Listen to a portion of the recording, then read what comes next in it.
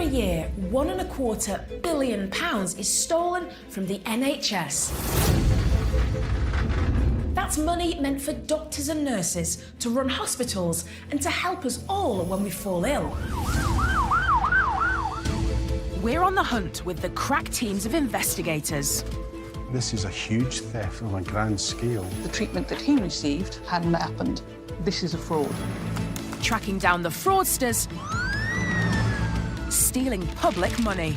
They actually talk about, is what we're doing fraud? We are the villains, aren't we? Locking them up and getting the cash back where it belongs. Just under £1.5 million is going to be paid to some of the victims in our case. Just over £23,000 back into the public purse. The fraud squad is on the case.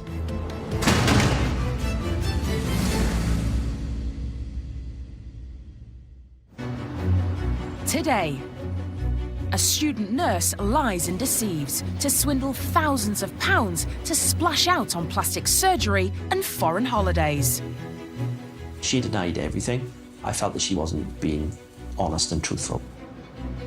And a greedy group of highly trained and specialist technicians care more about making an extra buck than their critically ill NHS patients. This was actually set up from the start as a fraud in which they never intended to do their full contracted hours, and it was just purely a way of them to make money from the NHS. The NHS, born in 1948 out of an ideal that good healthcare should be available to us all, regardless of wealth. 70 years on, and it's now the largest publicly funded healthcare system in the world, employing over 1.5 million people. Most have a passion to help and care, but there are others who want to steal and cheat. A hospital worker has stolen over £1 million worth of surgical equipment, vital tools desperately needed to save lives. The 39-year-old flogs the kits online and uses the profits to travel the world. NHS Fraud Investigation Manager Scott Fraser is in charge of the case and committed to bringing the thief to justice. We were shocked to find that it wasn't 44 sets, it was actually 134 sets of surgical equipment that were missing. We were now looking at a replacement value of well over £1 million.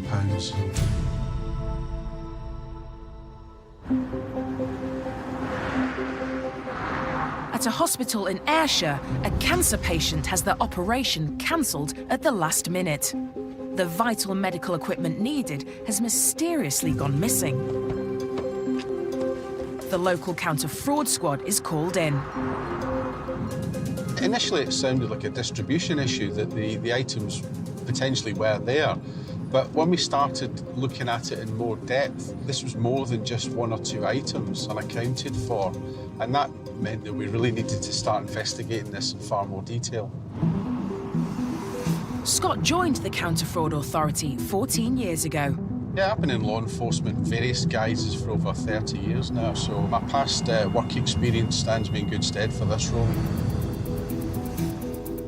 And he'll need to use all his skills if he has any chance of cracking this case. Scott's initial task is to identify exactly what is going missing, and at first glance, it looks like it's specialist surgical trays. They're essentially trays that surgeons will use during operations. The trays hold all the equipment the surgeon will need and are tailored specifically for each procedure. Scott's next step is to work out just how many have disappeared. So actually drilling down a little bit deeper to find out exactly how many there are in circulation and where they are will soon give us an idea of the potential scope for a case like this. It appears over 40 sets of surgical trays have gone missing, at a cost of between £10,000 to £14,000 each. This amounts to over £500,000 worth of equipment. These items are not cheap, they're funded by the NHS. It's NHS money. Scott is on a mission to discover how thousands of pounds worth of life-saving equipment is disappearing, putting lives at risk and robbing the NHS of much-needed cash. We'd done some initial work on 2 or 3 of the surgical sets and followed them through the system. That got us started on the investigation, but even at that point we were starting to get more evidence in that there possibly was more missing. Obviously the Health Board and us were concerned about the lack of surgical equipment available for operations, and that did have an impact.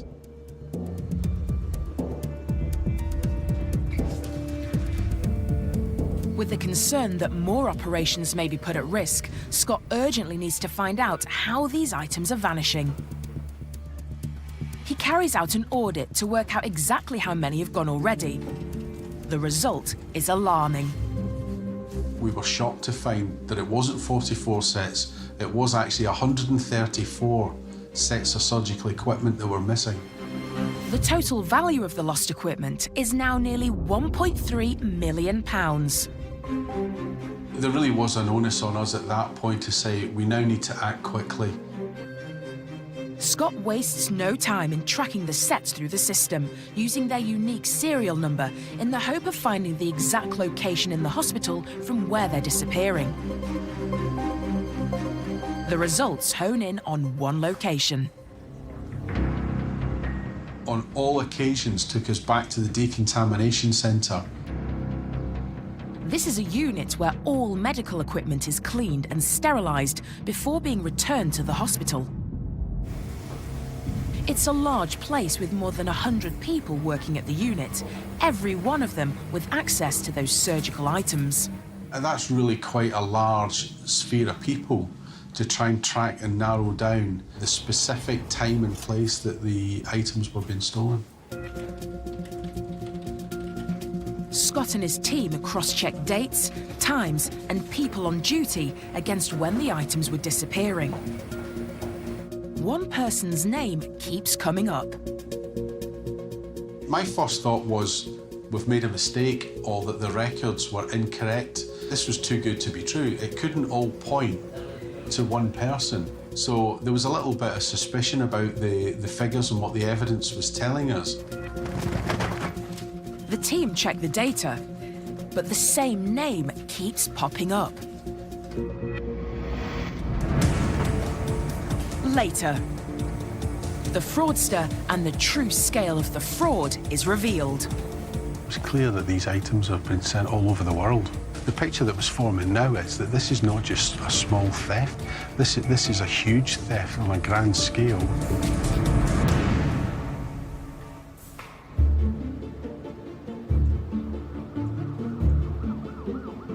The NHS Counter-Fraud Authority leads the way on dealing with and tackling fraud. Heading up in England is Sue Frith. I think fraud against the NHS is despicable. We have a limited budget in the NHS. We all know that it's under pressure. But if criminals are taking money out of the system, then it affects us all. So that really motivates me. A nationwide team of investigators have put more than £4 million back into the NHS. I love this job. Knowing that we're stopping money going out the health service, or where we're finding it, we're actually doing something about it and able to bring people who defraud the NHS to justice is a really satisfying feeling. NHS fraud, as far as I'm concerned, is a theft from every single person in this country, including me. Our health service costs us around £126 billion a year. It's a massive amount of money that needs to be looked after. We investigate fraud in the NHS without fear or favour. There is a local and national counter-fraud response who are looking for you to see if you have committed fraud, and if we find you, we will bring you to justice.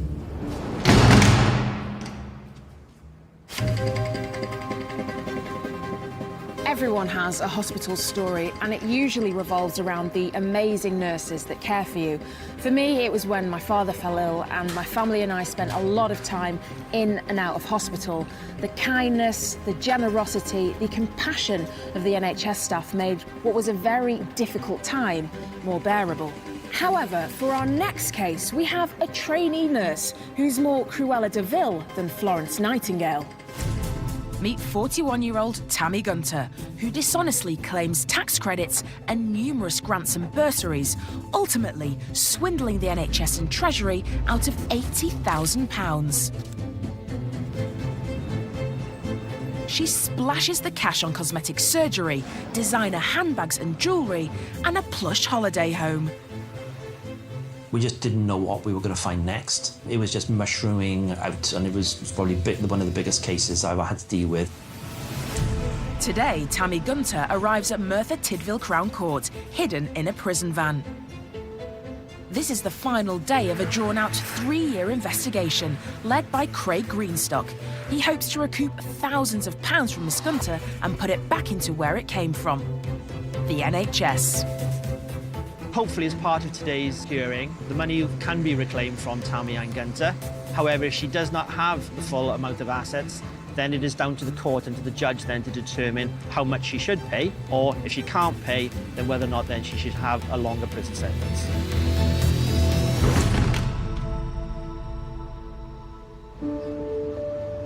Tammy Gunter lives in Blackwood, South Wales, with her 2 children. As her family are growing up, she's decided to train as a nurse. Along with the course application, she also applies for a bursary and grant to the NHS Student Finance Awards Unit. She had to detail her personal circumstances, whether she was married, separated, or divorced, whether she had any dependent children. Tammy puts down she's single and has 2 dependent children. She had to sign to say that it was truthful, honest, and accurate. Her application is successful. She's awarded a bursary of £1,000, a grant of nearly £8,000, and her course fees for the academic year are paid at a cost of £7,350, totalling over £16,000. Tammy starts her nurse training, and each month bursary payments are made into her bank account. 3 months later, out of the blue, Craig receives an email about Miss Gunter from one of the local authorities. They indicated they'd been investigating a lady by the name of Tammy Gunter for the previous 3 years for allegations of fraud committed against Student Finance Wales by submitting misleading information in relation to her marital status. Craig is on a mission to find out more. He emails Miss Gunter requesting copies of her bank and credit card statements, plus utility bills. She refused initially to give me the details and asked me why I needed them. She felt that I was intruding into her personal business and that I had no right to ask for them. Craig perseveres, and reluctantly, she gives in. I wasn't looking into sort of where she spent her money. What I was looking at is whether or not her income then matched her expenditure. And if that was the case, then there wouldn't have been a problem. Craig has only just started when something on her bank statement catches his eye. Tammy Gunter is also known as Tammy Hart. To identify that she did have 2 names, she used the name of Tammy Gunter on all dealings that she had with local authorities, with the NHS and any public body. However, her bank account details were in Tammy Hart. So who's Tammy Hart? Is this a pseudonym, or is she married? It doesn't take long for Craig to find out the shocking truth. She got married in 2009 to a man called Neil Hart. Craig immediately confronts Tammy Gunter. She sticks to her story, vehemently denying she's married. She says she's separated from her husband and she can prove it. She provided a letter that she claimed was from the tax credits of HMRC, which detailed that she'd got married in 2009, but then separated from Neil Hart, and that she no longer lived with him and she was no longer in contact with him. That letter was later proved to be false and fraudulent because the local authority contacted the tax credits office and had confirmation from them that the letter was indeed false. 9 months into the investigation, Craig feels he has enough evidence to arrest Miss Gunter and search her property.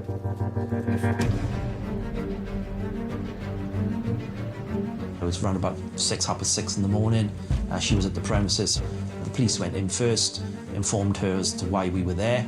They then arrested her and then took her into custody.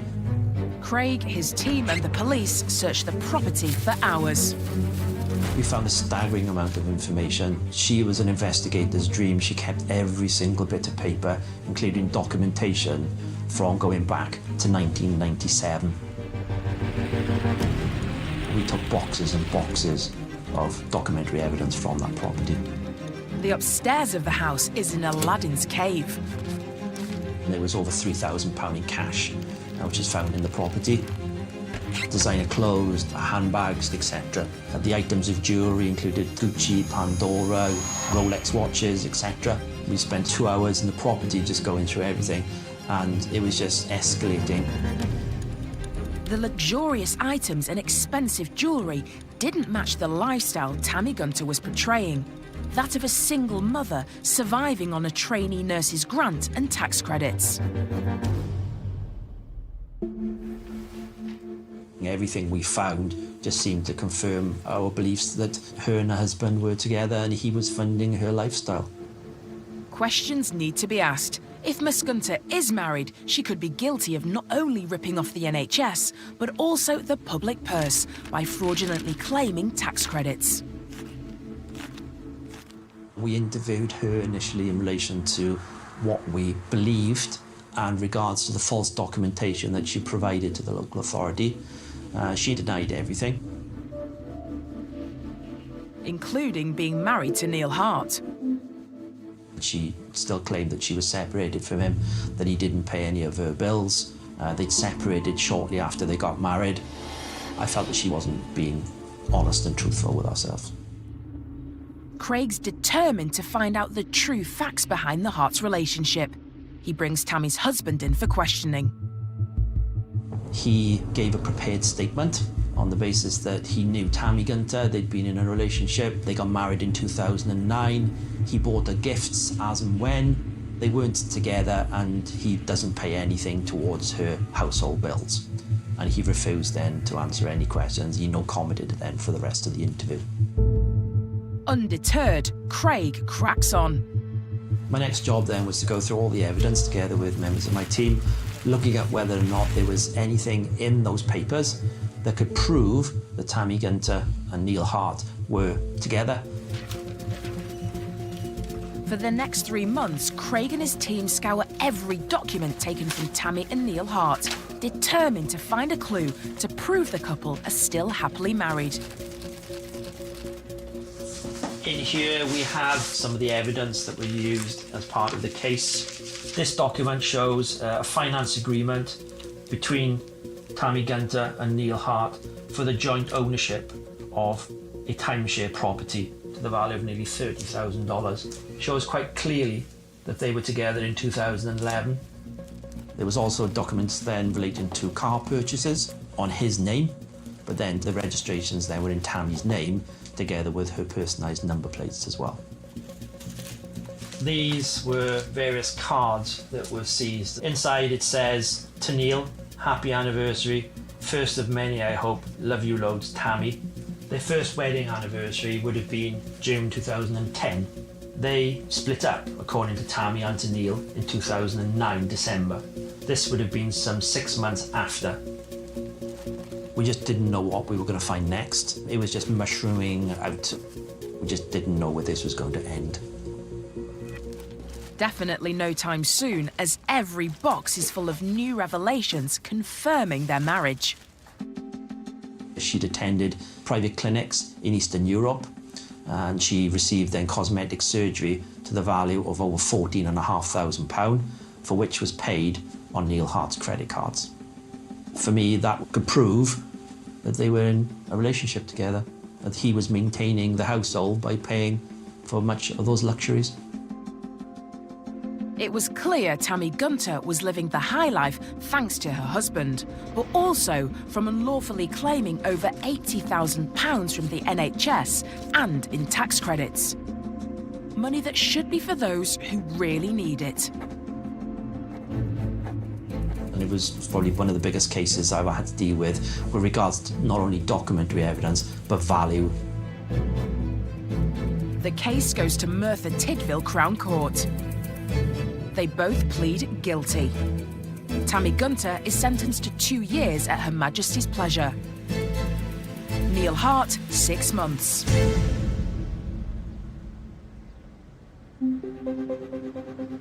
It's 7 months since Tammy Gunter's sentencing. She remains behind bars. Craig is at Merthyr Tydfil Crown Court, where the judge has just made his decision on how much money the devious trainee nurse should pay back to the NHS and the Treasury. The conclusion of the case today was that Tammy Gunter is to repay just over £23,000 back into the public purse. After all the effort and the time that we've put into investigating this case, yes, it is a good result. We recovered the sum of money, in total £9,500 back to the NHS, with another sum of approximately £14,000 then to go back into the public purse. And if Tammy Gunter ever comes into any money, or she is fortunate to win the lottery or sell a house, whichever, she then still has to pay the balance of that. That still remains on file.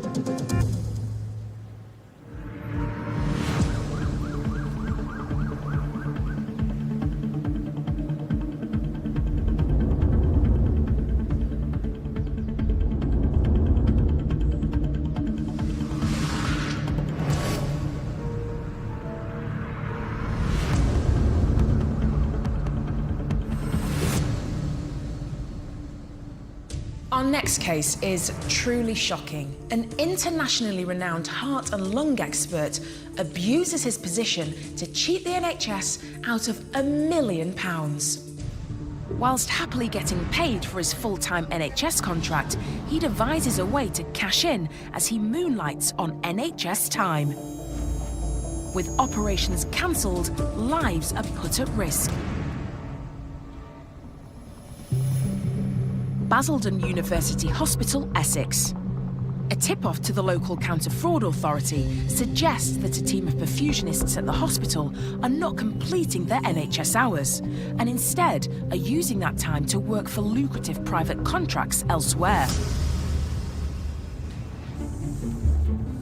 Investigator Gavin Heaton is brought in. He'll need to draw on all of his 25 years of experience to crack this case. When I first looked at the case, I was a bit sceptical because I could imagine 1 or 2 people being involved in a conspiracy, but I couldn't quite see that a large part of the team, at least, would be involved in a conspiracy on this scale. This looks to be no ordinary case. To get the true picture, Gavin needs to speak to everybody who works in the perfusionist unit. But that was going to be easier said than done. At that stage, we had no idea who was involved, who wasn't. And the people that we wanted to ask were the ones that we suspected of being involved. So it was a self-contained unit and it was very hard to make initial inquiries. Very limited on who we could approach, and we didn't know how far it went up. Not wanting to attract attention amongst the perfusionists, Gavin starts by trying to work out when the team had actually been at the unit, with the help of a local counter-fraud investigator.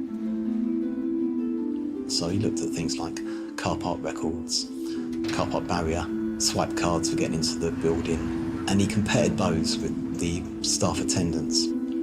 You could very quickly see that some people were there all the time and others were never there. So we had enough there to see that there was a case worth investigating. With a team made up of 11 perfusionists, Gavin needs to look at each of them individually. He decides to start at the top with head clinician John Mulholland. He was brought in to set up the NHS unit at Basildon and to decide exactly how much resources it needed, how many staff it needed. Mulholland is employed full-time at Basildon to oversee the perfusion unit, where he's paid around £46,000 a year. Receiving significantly more than the national average, Mulholland should be content with what he has. But as Gavin continues to dig, he discovers that Mulholland has his own company called London Perfusion Science Limited. And on the board of that company are other full-time Basildon NHS staff. But the most alarming fact is that the company appears to be providing full-time perfusionists for other NHS hospitals, perfusionists who are already employed full-time at Basildon. We established at John Mulholland and 3 of the members of staff at Basildon were sole directors of a perfusion company that were providing the contract to provide perfusion services at Hammersmith and St Mary's Hospital. So it was imperative we got over there and investigated. But they couldn't have predicted what's waiting for them. When we visited Hammersmith Hospital, there was this on the wall, and surprisingly it shows pretty much all the staff that we were investigating at Basildon, who were meant to be full-time employees there, apparently making up the perfusion team at Hammersmith as well, all dressed up as pirates, quite fittingly. I thought when I saw this was just how brazen they were about the fraud they were carrying out. You had basically 2 full-time jobs at 2 different sites. It appears the 4 full-time Basildon employees are moonlighting at other hospitals, and it seems nothing will come between these pirates and their treasure as they put lives at risk. And they were quite happy to force the unit to cancel cases so that they could do their private work elsewhere. As the case continues to unfold and Gavin speaks to more staff at the unit, a darker side to Mulholland appears. A member of staff told me that if Mulholland found out that they were the one that were talking to us and giving us evidence, they would never work again in that field, not only in England but in Europe. He said his influence was that strong and that was what they were putting at risk. The true extent of the fraud is still unknown, but one thing that is clear is that the ringleader is John Mulholland. There's only one thing for it: to call the police. We arrived here with officers from Essex Police and we went to the Cardiothoracic Centre over the back there. We were unannounced. We knew that there were no operations scheduled. Only him and one other member of staff was present. And I think his first reaction was, "Oh, you know what this is about, don't you?" So he didn't seem entirely shocked. John Mulholland is arrested and taken to Basildon Police Station for interview. It was a long account. Basically, a lot of management speak, a lot of we didn't understand perfusion, we didn't know what he was talking about, and in fact everything he was doing was all above board, and the NHS were benefiting from the way he was running things. He had a mugshot taken that evening. He seems to be smirking in it. I think it really sums up his character, because there he was under arrest for a very serious crime and he was just, making out that it didn't bother him at all and he was laughing. Just shows his arrogance. Later, the investigation falters as more arrests are made, but no one's talking. Basically, John Mulholland told them exactly what they were going to say, what they were not going to say, how they were going to account for their lack of hours at the hospital. It just shows you, I think, the influence that John Mulholland had on these people.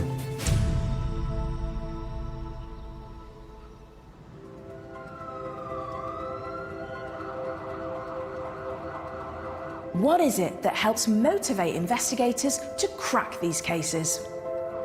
The NHS is very important to me. When I was younger, my brother and I were involved in a car crash. We were both hit as pedestrians by a car. I was all right with a broken leg and a bad head, but my brother was particularly poorly. So the fact that the NHS were there to support him through a period of time in intensive care makes me very appreciative of the service that we have available to us. When I was younger, I played a lot of sport, mainly football and cricket. And as a result, I had various injuries. The treatment that I had and the care that I had was very good. My daughter was born and later discovered that she had scoliosis, which is curvature of the spine. So she had to go into St Kitts in Edinburgh for an operation. It's a very successful operation and she's went on to live a great life. It is there caring for people from cradle to grave. I have children, I have ageing parents. The care they receive from the people who are working in the NHS is astounding. I had a major heart operation a few years ago and I would be dead without the NHS.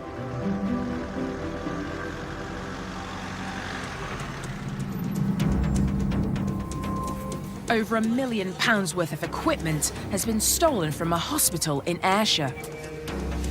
Scott Fraser, a fraud investigation manager, is on the case and closing in on one potential suspect. A man named Daniel Dreghorn. More and more of them were coming up with Daniel Dreghorn as being the only person on duty and receiving those particular items. 39-year-old Daniel Dreghorn has worked at Ayrshire Central Hospital since 1997. Daniel Dreghorn worked his way up through the NHS and he actually became a very well-respected supervisor within the decontamination unit. Making sure that this equipment is sterilised correctly is a vital role, and Daniel Dreghorn had a very important part within that process. Once the surgical equipment had been used in surgery, it was then returned to the decontamination centre to be sterilised. At that location, Daniel Dreghorn would be the first person to receive these goods. Daniel Dreghorn becomes the #1 suspect. But is it just a coincidence? Scott and his team need concrete evidence, and with the thefts continuing, they need to act fast. The fact that we've got Daniel Dreghorn on duty on the half-dozen dates that the initial surgical items had been stolen, that was the catalyst for us to start saying we need to focus on that particular unit. There's only one thing for it. The investigators, accompanied by the police, head to the decontamination centre to arrest Daniel Dreghorn. The minute they walked in, Daniel Dreghorn said, "I know why you're here." He said he was glad it was all over. It was almost as if it was a relief to him that he'd been caught. His work is searched. His home is searched, where they discover some disturbing pieces of evidence. These are some of the items that were recovered from Daniel Dreghorn's home address. These are actually sticky labels that Daniel Dreghorn's created himself. We've got one here for Corona in the USA, and we've got a third one here for Hong Kong.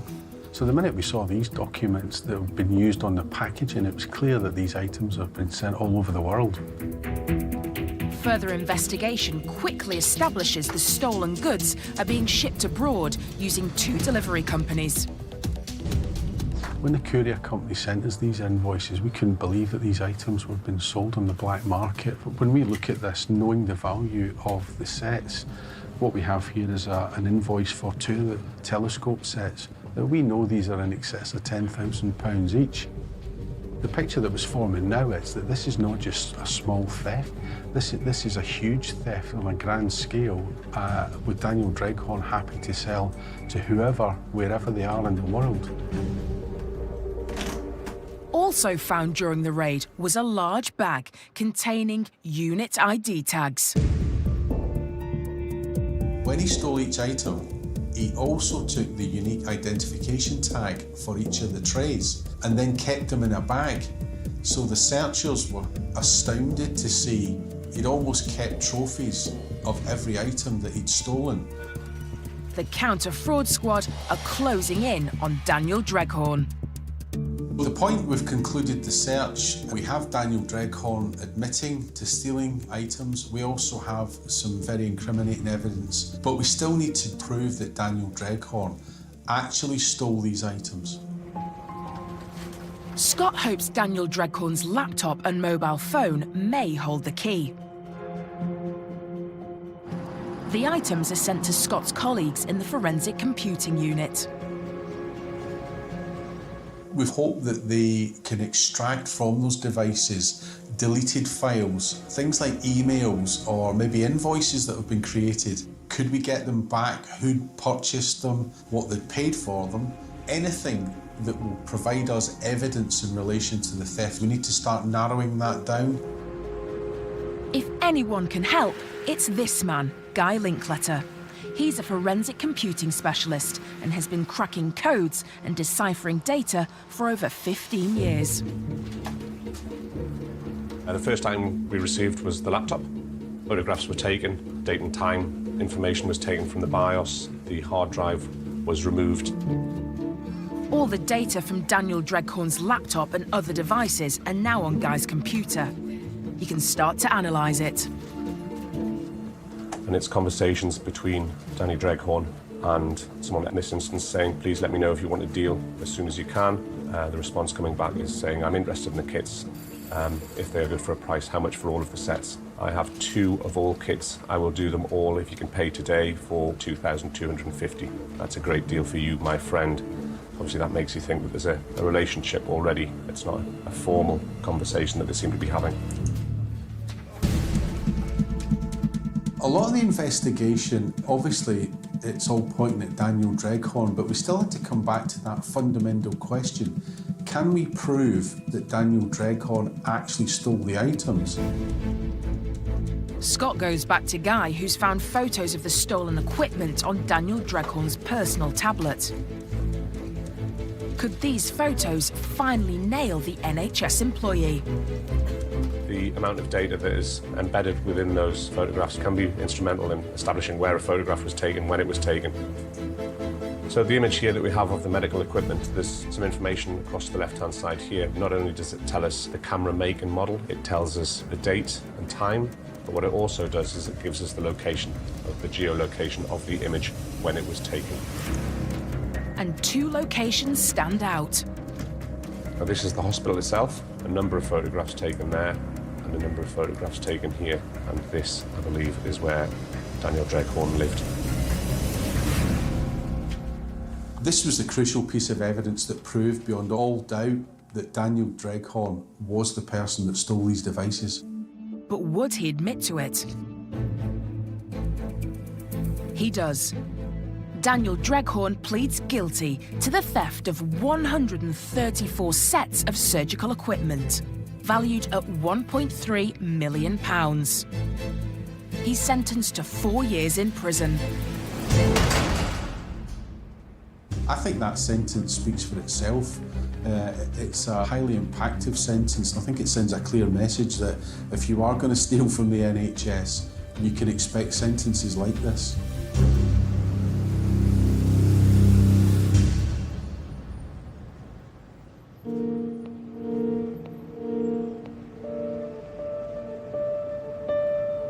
A tip-off from a Basildon Hospital employee leads investigators to arrest a world-renowned perfusionist, John Mulholland.